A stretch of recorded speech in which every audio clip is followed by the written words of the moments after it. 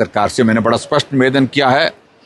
हमको 1 करोड़ या 2 करोड़ रुपए, 3 करोड़ रुपए से ये नहीं होने वाला है। सराज विधानसभा क्षेत्र के लिए स्पेशल जो है प्रोजेक्ट स्पेसिफिक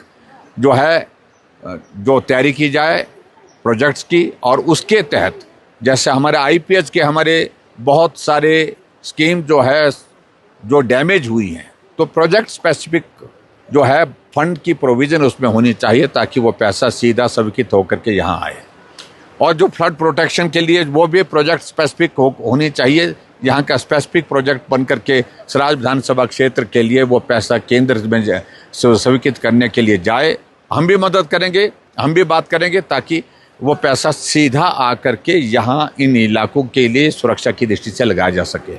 और ऐसी सारी चीज़ों को लेकर के मैं उम्मीद करता हूँ कि मुख्यमंत्री जी ने जो बातें मुझसे की हैं वो उन बातों को लेकर के वो अमल में लाएंगे और सराज विधानसभा क्षेत्र की संकट की घड़ी में मदद करेंगे, ऐसा मुझे पूरा भरोसा है। हमारे जो दानी सज्जन हैं जो इस वक्त मदद करना चाहते हैं वो मदद करें, लेकिन उसके बावजूद किसी भी अकाउंट में इस प्रकार से जो जानकारियां आ रही हैं कि इस अकाउंट में पैसा डाला जाए, उस अकाउंट में पैसा डाला जाए, ऑफिशियल कोई भी अकाउंट हमने अभी तक तय नहीं किया है। मैंने 3 चीज़ें तय की हैं, महत्वपूर्ण चीज़ें। एक तो पहले जो लोग जिनकी दुखद मृत्यु हो गई है, दूसरा वो लोग जिन्होंने परिवार के सदस्य खोए हैं, यानी कि जिनकी अभी तक मिसिंग रिपोर्ट है, उनके परिवार को हम प्राथमिकता के आधार से जो मदद ज़्यादा कर सकते हैं वो मदद करने के लिए हम प्रयत्न कर रहे हैं जिस भी माध्यम से। और इसके अतिरिक्त आने वाले समय में हम पिछले कल मुख्यमंत्री जी के साथ जो बैठक की तो उसमें हमने बहुत विस्तार से चर्चा की है, और वो चर्चा ये की है कि हम आगे रिहैबिलिटेशन के लिए साथ प्लान शुरू करें, नहीं तो हमारे लोगों के लिए इस वक्त बहुत बड़ी कठिनाई होगी, क्योंकि बरसात के बाद सीधा सर्दी का मौसम आता है और सर्दी के मौसम में बहुत बड़ी कठिनाई इस इलाके में होती है। और उनके लिए कम से कम ठहरने की व्यवस्था, रहने की व्यवस्था हो, इसके लिए अगर संभव हो सके तो शेल्टर होम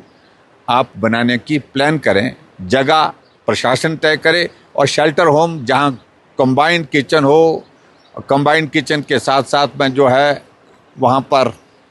कम्युनिटी किचन के साथ कम्युनिटी टॉयलेट्स हो, इस प्रकार की सुविधा दी जा सकती है। जो लोग बहुत बड़ी तादाद में अपने रिश्तेदारों के घरों में ठहरे हैं, जो लोग अपने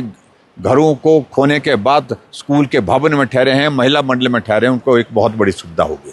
और इसके लिए कोई भी अगर संस्था हिमाचल प्रदेश में, हिमाचल से बाहर, देश भर से कहीं से भी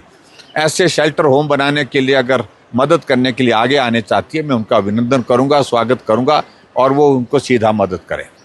और इसके अलावा जो दूसरा जो सहयोग के लिए जो कुछ लोग बोल रहे हैं, मेरा उनसे निवेदन है, हमारे पास सूची है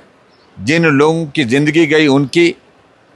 जिन लोगों की अभी तक मिसिंग की रिपोर्ट है उनकी भी, अगर आप उनके परिवारों को मदद करना चाहते हैं हम आपको डिटेल दे सकते हैं, उनका अकाउंट भी उपलब्ध करा सकते हैं। सीधा कोई दानी सज्जन, कोई संस्था अगर उनको मदद करना चाहती है तो सीधे उनके अकाउंट में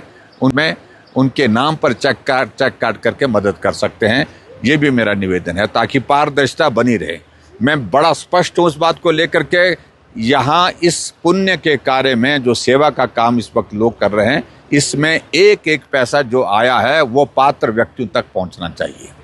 इसके अलावा जिन लोगों के घर बह गए हैं उनको अगर मदद करने की आपकी मंशा किसी की दानी सज्जन की है और कोई संस्था मदद करना चाहती है, कोई एनजीओ मदद करना चाहती है, हम उनका भी आपको अकाउंट दे सकते हैं, उनका एड्रेस दे सकते हैं, सीधा उनके नाम पर आप चेक काट कर उनको पैसा दे करके उनके घर को बनाने के लिए मदद कर सकते हैं। और इसके अलावा आप किसी गरीब बच्चे के लिए, गरीब परिवार के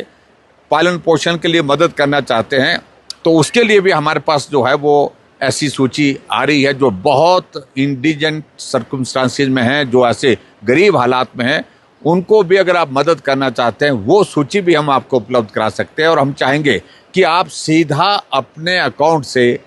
अकाउंट के माध्यम से, चेक के माध्यम से उनको पैसा ट्रांसफ़र करें ताकि पारदर्शिता बनी रहे।